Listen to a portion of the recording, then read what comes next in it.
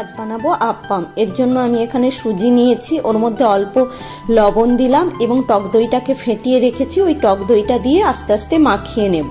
যদি প্রয়োজন মনে হয় অল্প জল দেবেন, না হলে জল দেওয়ার দরকার নেই। এরপর এটাকে আধা ঘন্টার জন্য ভিজিয়ে রেখে দিতে হবে। আধা ঘন্টা পরে দেখুন কতটা ফুলে উঠেছে। এদিকে আমি গাজর এবং আলুকে ঝিরঝিরে করে কেটে একটু ফ্রাই করে রেখেছি, ওর মধ্যে একটু পেঁয়াজ কুচি দিয়ে দিয়েছিলাম। এদিকে কড়াইতে সর্ষের তেল দিয়ে ওর মধ্যে কালো সর্ষে, শুকনো লঙ্কা এবং কারি পাতা দিয়ে একটা তড়কা তৈরি করে রেখেছিলাম, ওই তড়কাটা ওর মধ্যে দিয়ে দিলাম। এরপর সমস্ত উপকরণগুলোকে ভালো করে মিশিয়ে নিলাম। এবার যখন আমি আপ্পামটা রেডি করব তার 10 মিনিট আগে ওর মধ্যে হাফ চামচ খাওয়ার সোডা দিয়ে ভালো করে মাখিয়ে নিতে হবে। আগে থেকে মাখিয়ে রাখবেন না, মিনিট 10 আগেই দেবেন।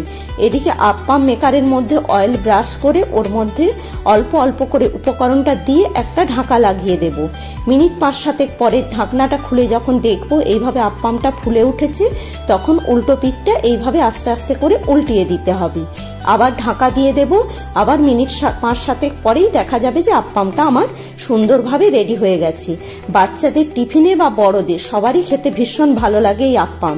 গরম গরম খাবেন, সসের সঙ্গে খেয়ে দেখবেন। আর রেসিপিটি ভালো লাগলে পল্লবীর টুকিটাকি চ্যানেলটিকে লাইক